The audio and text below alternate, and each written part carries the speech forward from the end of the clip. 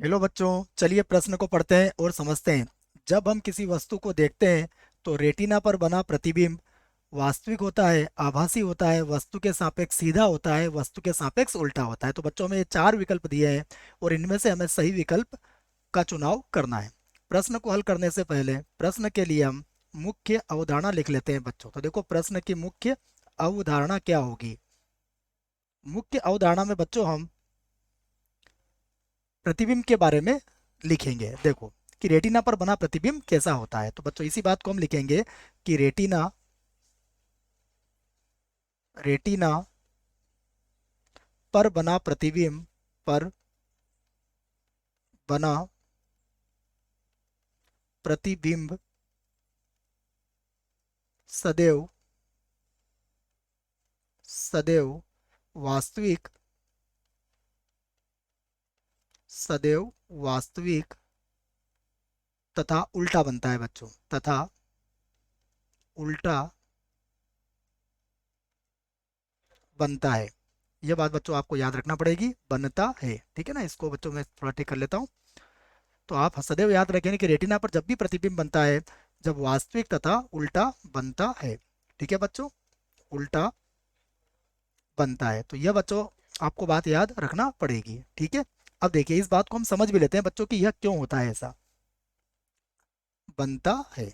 ठीक है, अब देखिए ऐसा क्यों होता है, इसको हम अच्छे से समझ सकते हैं। तो बच्चों में इसके लिए देखो, आपके लिए आपके सामने एक चित्र बनाता हूँ बच्चों।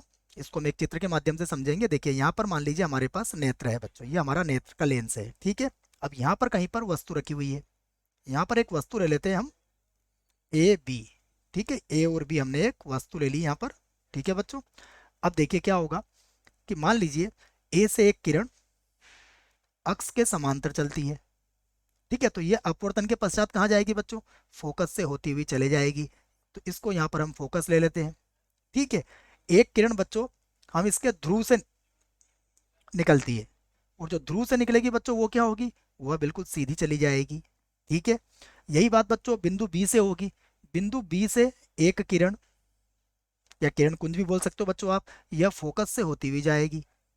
ठीक है, और दूसरी किरण हम क्या करेंगे बच्चों, हम ध्रुव से निकल जाएगी। ये देखो, ध्रुव से जब जो किरण जाएगी वह बिना अपवर्तन के सीधी निकल जाएगी बच्चों। ठीक है, तो ये मैंने एक कच्चा चित्र आपके सामने बना दिया है। तो अब देखिए क्या होगा। अब ये जो AB का प्रतिबिंब होगा वह देखो किस प्रकार बनेगा बच्चों। AB का जो प्रतिबिंब होगा वह लगभग यहाँ पर बनेगा बच्चों, कुछ इस प्रकार से। ठीक है, तो देखो A का प्रतिबिंब यहाँ पर A डैश हो जाएगा, तो ये बिंदु हमें A डैश मिलेगा। और यहाँ पर कितना होगा, यहाँ पर हो जाएगा B डैश। तो ये जो प्रतिबिंब होगा बच्चों, ये प्रतिबिंब कहाँ पर मिलेगा हमें, रेटिना पर होगा। ठीक है ना, ये याद रखें आप, यह प्रतिबिंब कहाँ होगा, रेटिना पर बना प्रतिबिंब है बच्चों, ये प्रतिबिंब। ठीक है, रेटिना सॉरी रेटिना पर बना प्रतिबिंब है ये बच्चों। अब देखिए ये कैसा बना है, आप खुद देखिए कि यहाँ पर हमारे पास वस्तु कैसी थी, वस्तु थी आपके पास ए बी, यहाँ पर क्या बन रही है, बी डैश ए डैश। तो इसका मतलब क्या हुआ, ये जो प्रतिबिंब है ये क्या है, उल्टा है।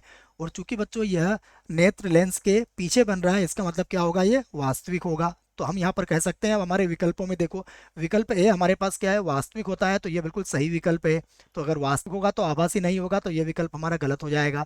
उसके बाद देखिए हमारा जो डी वाला विकल्प है, वस्तु के सापेक्ष उल्टा होता है, तो ये हमारा सही विकल्प है, अर्थात सीधा जो वाला जो विकल्प होगा ये हमारा गलत हो जाएगा। तो बच्चों हमारे इस प्रश्न के लिए विकल्प ए और विकल्प डी बिल्कुल सही होंगे। आशा करता हूँ आपको इस प्रश्न का उत्तर समझ में आया होगा। धन्यवाद।